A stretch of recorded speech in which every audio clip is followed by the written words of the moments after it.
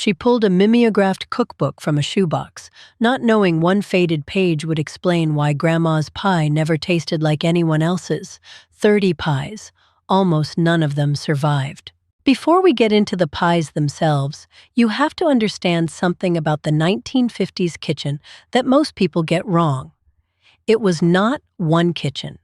A suburban homemaker in Ohio with a new electric range and a jar of Crisco was baking something completely different from a farm wife in the Ozarks, working off a wood stove and a pantry of sorghum and buttermilk.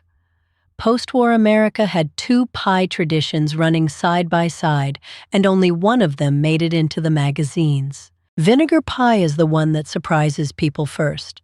A tablespoon or two of vinegar, cut into sugar and butter and baked into a custard, was built to taste like lemon pie at a fraction of the cost.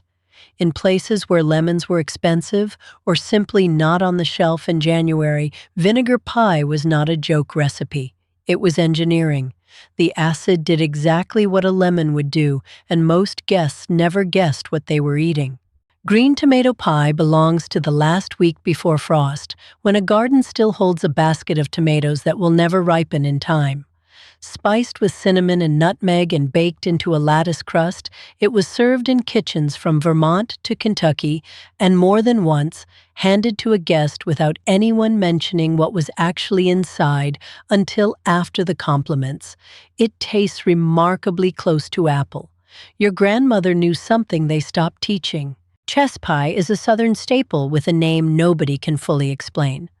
One story says it came from being kept in a pie chest, worn down over generations into chess. Another says it is a corruption of cheese, pointing to its dense, custardy texture. Food historians have never settled it, and honestly, the mystery suits the pie. What is certain is the filling, just eggs, sugar, butter, and a little cornmeal or flour baked into something between a custard and a candy. Buttermilk pie runs in the same family as chess pie, but it leans Tangier, thanks to a cup of soured milk left over from churning butter. Nothing in a farm kitchen went to waste, and buttermilk pie is proof of that instinct.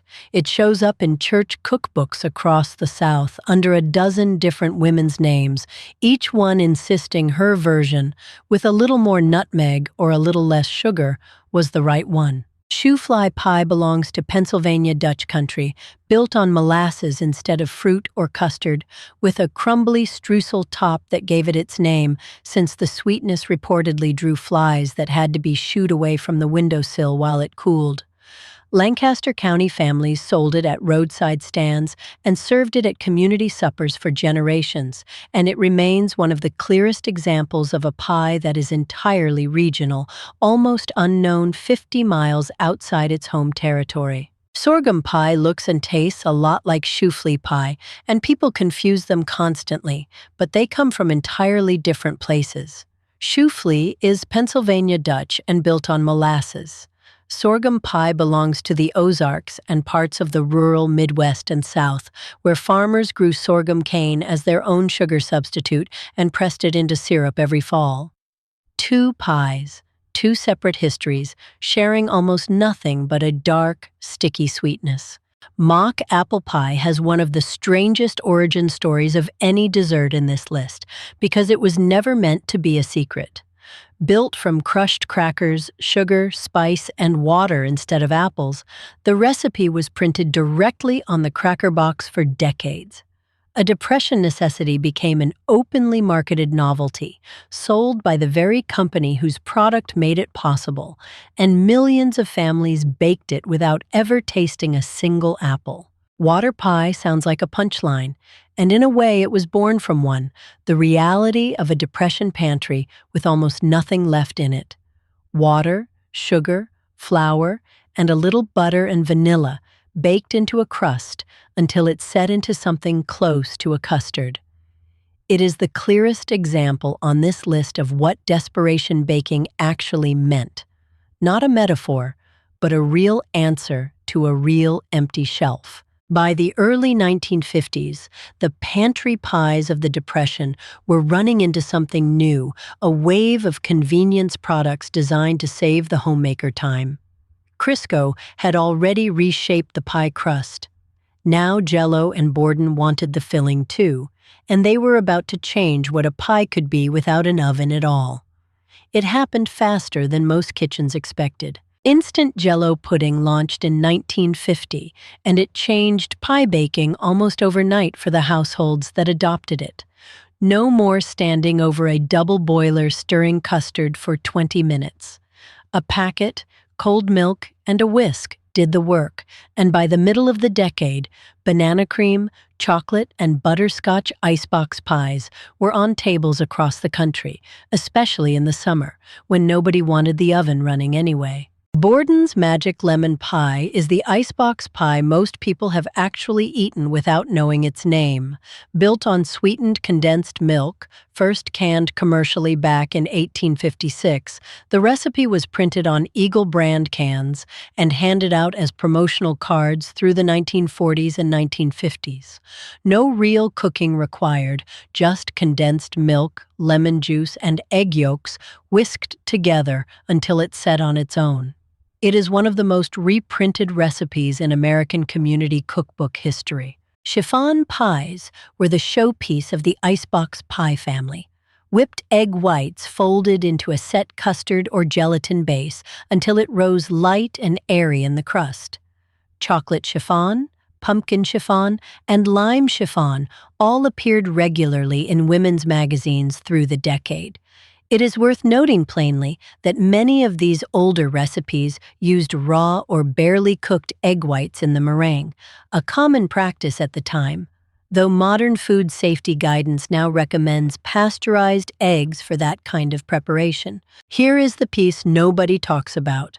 Crisco itself, launched by Procter & Gamble back in 1911, spent decades of advertising convincing American homemakers that a hydrogenated vegetable shortening produced a flakier, more reliable crust than lard ever could.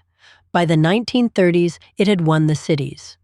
But in the rural South, plenty of women kept reaching for the lard tin anyway, certain their crust was better for it, and in a lot of kitchens they were right. Sugar cream pie, sometimes called Hoosier pie in Indiana, is barely more than cream, sugar, flour, and vanilla poured into a shell and baked until it sets into something between custard and pudding. No fruit, no filling beyond the dairy itself. It earned its nickname because it needed almost nothing from a store, just what a dairy farm already had sitting in the icebox, and it became something close to a state dish without anyone officially deciding that. Transparent pie sits close to sugar cream pie but leans richer, built with butter, eggs, and sugar cooked into a nearly translucent custard that Kentucky cooks have claimed for generations, often for Derby season and Christmas alike.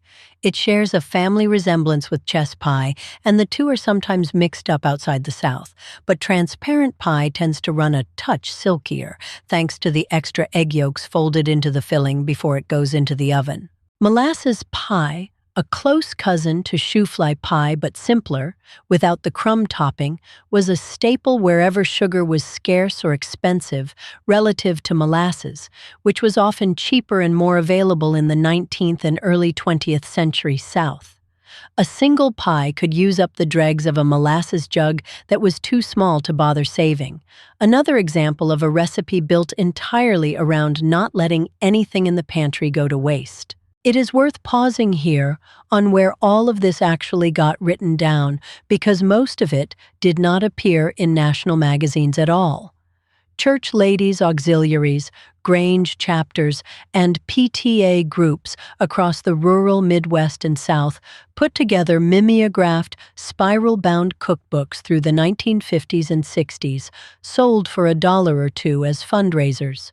Those thin little booklets are, collectively, the largest surviving written record of pies like these, credited recipe by recipe to a named woman in the congregation. One of those credit lines might read something like Mrs. Harold Bevan's vinegar pie, printed exactly like that, first name never used, because that was simply how a married woman was addressed in print at the time.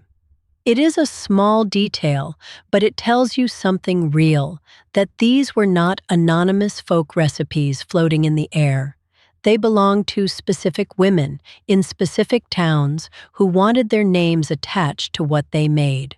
Behind almost every one of these written recipes stood a home economics extension agent, a state employee, almost always a woman, working through land-grant university programs like Cornell, Purdue, and Iowa State. These agents held county-wide pie schools and demonstration days through the 1940s and 50s, teaching farm wives standardized crust techniques. It was a real funded rural institution, mostly forgotten today, and it is the reason any written standard for these pies survived at all. The recipe was never written down, but every woman knew it by heart, and that is the real tension running under this whole list. For every pie that made it into a mimeographed cookbook or an extension bulletin, there were probably 3 more that lived only in someone's hands, taught by watching a grandmother work the dough rather than by reading a card. Those pies are the ones we have almost entirely lost. Rhubarb custard pie deserves its place here because rhubarb was one of the first things out of a northern garden every spring, tart and stringy on its own. But folded into an egg custard, it turned into something closer to dessert than vegetable. Families from Minnesota to Maine leaned on it precisely because it arrived weeks before strawberries did, filling a gap in the calendar when nothing else fresh was ready to bake with. Vinegar pie, mock apple, and green tomato pie all share the same trick, using acid or texture to stand in for fruit that was not available or not affordable. It disappeared from store shelves, but it still works, and that is worth sitting with for a moment. These were not failures of imagination. They were genuinely clever solutions built by women who understood exactly how flavor worked, even without a chemistry textbook to explain why. Raisin pie, sometimes called funeral pie in Pennsylvania Dutch and Mennonite communities, earned its nickname because raisins kept through the winter when almost no fresh fruit did, making it reliably available for a funeral gathering on short notice, no matter the season. It is a small, practical detail with a somber weight to it, a pie built specifically around the unpredictability of grief and the need to feed a house full of mourners, regardless of what was in season. Oatmeal pie is close kin to pecan pie, but built without the expense of pecans, using rolled oats folded into the same corn syrup and egg base for a similar chewy, caramelized texture. It shows up most often in Appalachian and rural southern kitchens, where oats were already a pantry staple for breakfast, and pecans were either out of reach or simply not growing nearby, proof again that substitution was a skill, not a shortcut. Custard pie itself, plain and unadorned, was so common in the 1950s that it barely registered as a special dessert at all, more of a weekly staple than an occasion food. Eggs, milk, sugar, and a little nutmeg grated over the top before baking. It used exactly what a family with a single milk cow or a standing grocery order already had on hand, which is probably why so few women bothered writing the recipe down anywhere. Vinegar meringue pie takes the frugal vinegar custard from earlier and tops it with a whipped meringue instead of a plain finish, dressing up a pantry pie for company without spending a cent more on ingredients. It is a small but telling move, the same economical filling, reframed with a little showmanship on top, exactly the kind of quiet resourcefulness that ran through so much of post-war rural cooking. Persimmon pie belongs almost entirely to the Ozarks and parts of the rural South, built around wild persimmons that grow along fence lines and creek banks and have to be picked only after the first hard frost, or they pucker the mouth badly. Families timed entire baking days around a single tree's ripeness, pulped the pulp by hand through a colander, and made a dense, spiced pie that most Americans outside that region have never once tasted. Cottage cheese pie sounds unusual to modern ears, but in the 1950s, it was a practical answer to a common problem: too much cottage cheese on hand and no easy way to use it before it turned. Sweetened with sugar and vanilla and baked into a custard-like filling, it stretched a dairy staple into dessert, especially popular in Midwestern and Pennsylvania Dutch households, where cottage cheese making was still a routine kitchen task. Let's talk for a moment about what the crust itself was actually doing across all 30 of these pies, because it mattered as much as the filling. A properly worked lard or Crisco crust, chilled and handled as little as possible, was the difference between a pie that flaked apart tender under a fork and one that turned tough and sad. Extension bulletins spent as much space teaching crust technique as they did filling recipes because everyone understood the crust could ruin an otherwise perfect pie. Applesauce pie was a fall and winter standby in households that put up jars of applesauce every harvest season, a simple way to turn a pantry staple into a spiced dessert without needing fresh whole apples on hand at all. It baked faster than a traditional apple pie and used up applesauce that had started to sit a little too long in the cellar, another small example of a kitchen where almost nothing sat unused for long. Peanut butter pie, built on a filling of peanut butter, powdered sugar, and cream cheese or whipped topping, became genuinely popular through the 1950s as peanut butter itself became a cheap, shelf-stable pantry staple in nearly every American home. It required no baking beyond the crust and gave families a rich, kid-friendly dessert that stretched a jar of peanut butter much further than a sandwich ever could. Sweet potato pie ran parallel to pumpkin pie across the South, often preferred over it entirely in Black Southern households, where sweet potatoes were more reliably grown and stored through winter than pumpkins were. Spiced with cinnamon, nutmeg, and sometimes a touch of orange zest, it carried deep culinary roots stretching back through African American foodways, and it remained a fixture on Southern holiday tables throughout the decade and well beyond it. Concord grape pie had a narrow window, appearing only in early fall when Concord grapes ripened in backyard arbors across the Northeast and Upper Midwest. Making it meant slipping the skins off each grape by hand, cooking the pulp down separately from the skins, then recombining them into a deep purple filling, a labor-intensive process that most families only bothered with once a year, right at harvest. Butterscotch pie, built from brown sugar, butter, and milk cooked into a caramel-toned custard, was a favorite precisely because it used ingredients every kitchen already had, unlike chocolate, which cost more and was not always in the pantry. Topped with a plain meringue or whipped cream, it was a diner and church supper standard through the decade, dependable, unfussy, and a favorite among children for its deep caramel flavor. Coconut cream pie relied on shredded or flaked coconut, which by the 1950s was widely available in cans and bags thanks to post-war shipping improvements, making a once exotic tropical ingredient into an ordinary pantry item almost overnight. Layered into a rich vanilla custard and topped with more toasted coconut and meringue or whipped cream, it became one of the most requested pies at diners and home tables alike, a small sign of how much post-war trade had reshaped the American pantry. Let's step back for a second, because there is a pattern worth naming across everything so far. Nearly every pie on this list solved a real physical problem: no lemons, no oven time, no fresh fruit, too much of one ingredient, and not enough of another. These women were not decorating, they were engineering dessert out of constraint, and the fact that so many of the results still taste good today says everything about how skilled that work actually was. Vinegar chess pie combines two of the frugal traditions we've already covered, folding a splash of vinegar into the classic egg, sugar, and butter chess filling for extra brightness against the richness. It appears in Southern community cookbooks under a handful of different names, sometimes just called chess pie, with no mention of the vinegar at all, buried quietly in the ingredient list the way a lot of these small tricks were.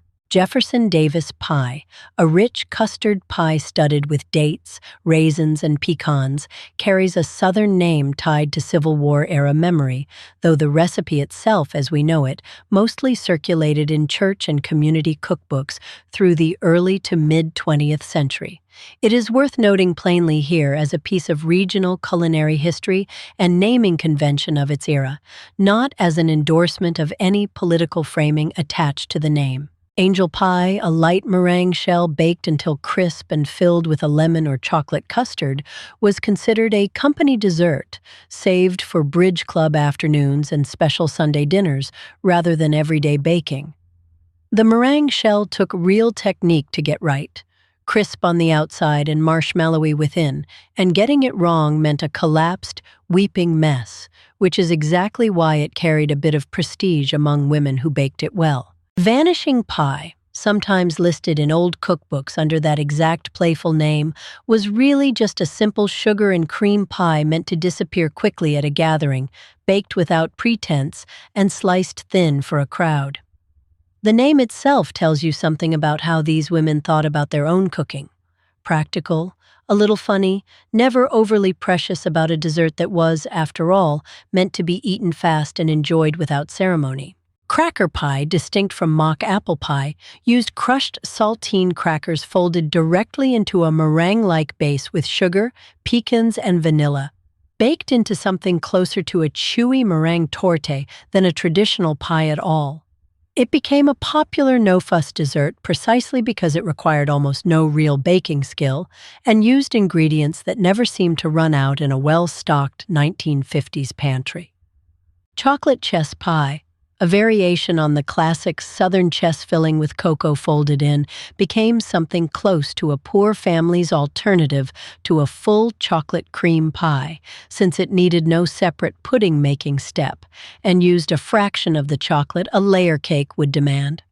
It baked into a dense, fudgy filling that many Southern families still consider the definitive chocolate pie, decades after the more elaborate versions took over grocery store bakeries.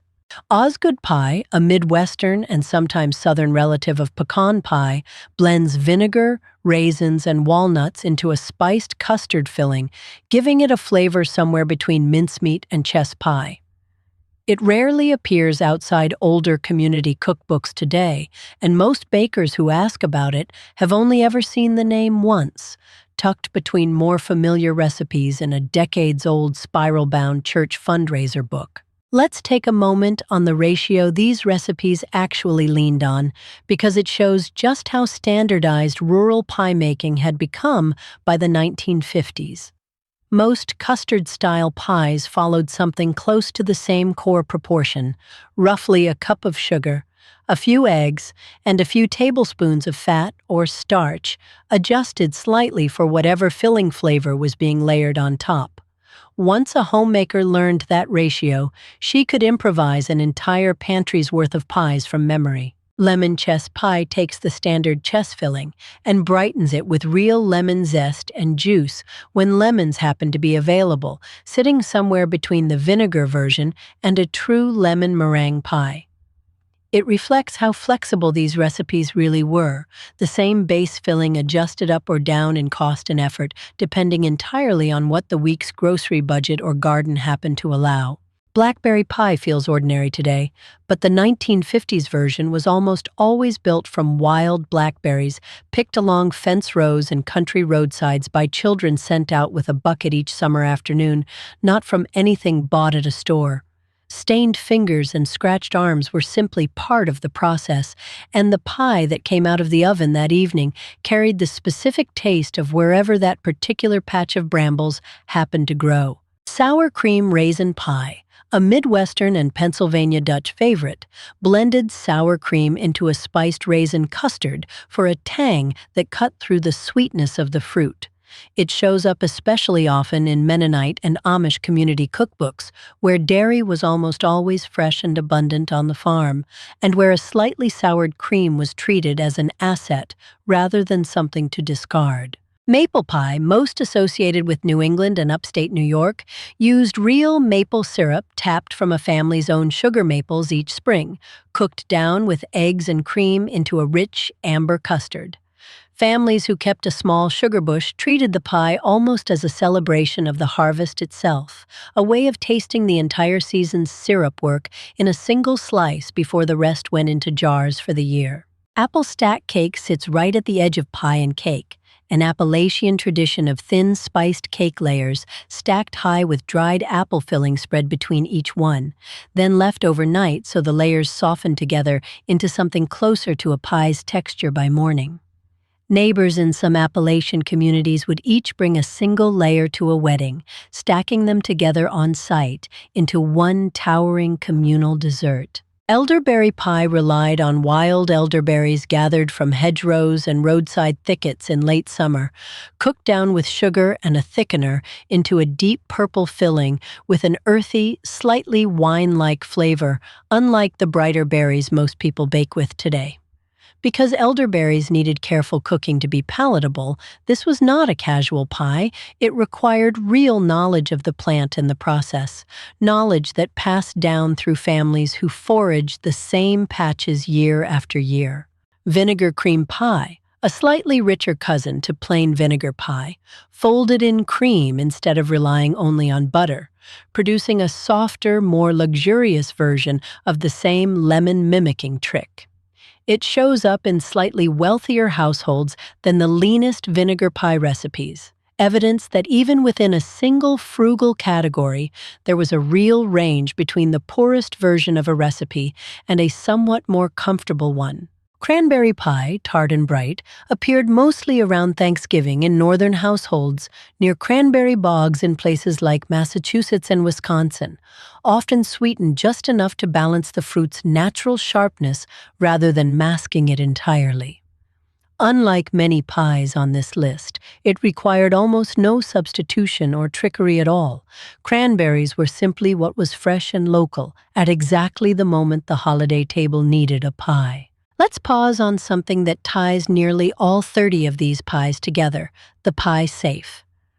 Before reliable refrigeration reached every household, families kept a freestanding cabinet with punched tin panels, called a pie safe, to store cooling pies away from insects while still letting air circulate.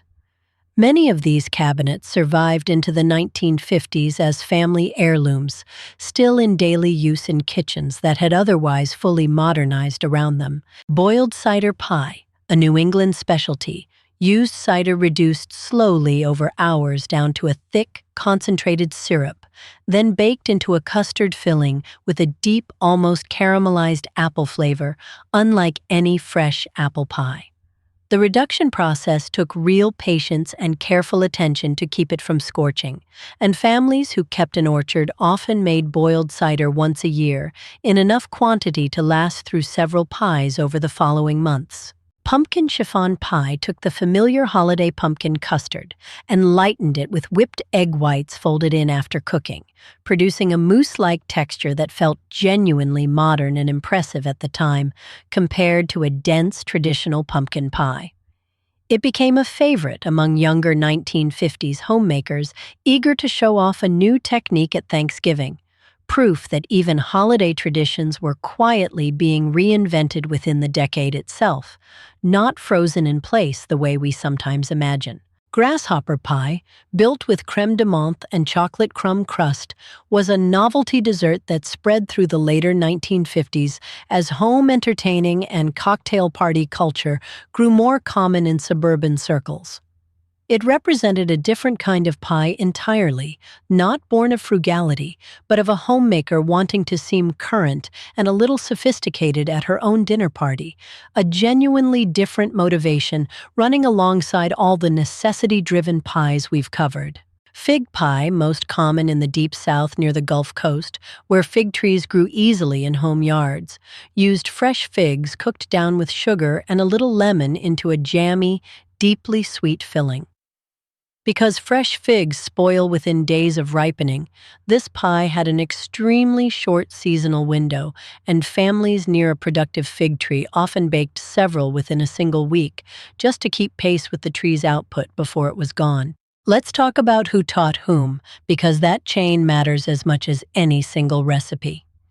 Extension agents taught farm wives at county-wide demonstration days.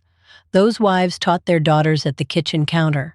Those daughters, in many cases, are the grandmothers whose recipe boxes are sitting in closets and attics right now, waterlogged or half forgotten, holding pies that have not been baked by a living hand in 20 or 30 years. Marlborough pie, an old New England apple custard pie predating even the Depression era, but still baked by families through the 1950s, blends grated apple with cream, eggs, and a touch of sherry or brandy for depth, baked into a single crust custard closer to a tart than a traditional pie. It represents one of the oldest recipes on this list, a reminder that some of these traditions were already generations old by the time the post-war homemaker was baking them. Buttermilk chess pie with coconut folded on top became a favorite in Gulf Coast southern kitchens, where both buttermilk and coconut were readily on hand, blending the tang of one tradition with the sweetness of the other into a single distinctive slice. It rarely appears in national cookbooks even today, staying almost entirely a local specialty passed within families rather than published anywhere a stranger might find it. The kitchen remembers, even when we forget, and that phrase means something specific here. A worn rolling pin, a chipped pie plate passed down 3 generations, a stained recipe card with a thumbprint of butter still visible in the corner. These objects hold a kind of memory that outlasts the women who use them daily. When someone finally bakes from that card again, they are not just making a pie. They are reopening a conversation that paused decades ago. It is worth being honest about why these pies actually declined, because the reason is not that they went out of fashion in the way a hemline does. Beginning in the 1960s and accelerating through the 1970s, more women entered the paid workforce. Home economics classes were gradually phased out of many public schools, and pre-made pie crusts and canned fillings arrived in supermarkets. Together, those shifts, not a change in taste, are what actually pushed scratch pie baking out of the weekly routine. There is a whole world hiding in what nobody thought to save, and that is exactly what happened to the University Agricultural Extension archives that once held so many of these written pie bulletins. Institutions like Cornell, Purdue, and the University of Kentucky have only in recent years begun digitizing those decades-old bulletins, meaning some of these recipes are becoming newly accessible online for the first time since their original mimeographed printing. There has been a genuine, visible revival of interest in exactly this kind of baking in recent years, driven partly by rising grocery costs for fresh fruit and specialty ingredients, which has made pantry-based pies practically useful again, not just nostalgic. Home bakers transcribing handwritten family recipe cards and sharing them online have turned pies like chess, buttermilk, and vinegar pie into small but real moments of rediscovery for a new generation. It disappeared from store shelves, but it still works, and honestly, that might be the single most useful thing to take from this entire list. None of these 30 pies required anything exotic: sugar, eggs, butter, whatever fruit or dairy happened to be sitting in the kitchen that week, and a working knowledge of a handful of reliable ratios. That is genuinely still true today, and it costs quite a bit less than most desserts on a modern grocery run. Something is worth naming plainly here about the class divide running underneath all 30 of these pies. The convenience pies, the icebox pies, the chiffon pies, tended to belong to households that could afford the newest products the moment they hit shelves. The frugal pies, vinegar, water, green tomato, sorghum, belong to households working with less. Both traditions are equally real 1950s baking, and treating only one as the decade's true pie erases half the story. Vinegar pie, chess pie, souffle pie, sugar cream pie, and green tomato pie share one more thing worth noting before we close. None of them required a single ingredient that isn't sitting in an ordinary pantry or refrigerator right now. That is not a coincidence. It is the entire design principle behind every one of these recipes, built by women who could not assume abundance and built something lasting anyway. If there is one thread running through every single pie on this list, it is that necessity and skill were never opposites in that kitchen. A woman working with an empty pantry in 1953 was not doing less than a woman with a full grocery budget. She was solving a harder problem with fewer tools, and the pie that came out of her oven proves it just as well as any dessert baked with abundance ever could. So here is where that leaves us. 30 pies, some born from a full pantry and post-war optimism, some born from an empty shelf and real hardship, all of them nearly vanished from modern American kitchens within a single lifetime. Your grandmother knew something they stopped teaching, not a secret exactly, just a working knowledge of flavor, thrift, and patience that most of us never had the chance to sit down and learn firsthand. If one of these pies sounds like something your own family used to make, I would genuinely love to hear about it in the comments. The name your grandmother used, the town it came from, anything you remember. That is exactly how these recipes survive another generation instead of disappearing for good. Thank you for spending this time in the kitchen with me, and I will see you in the next one.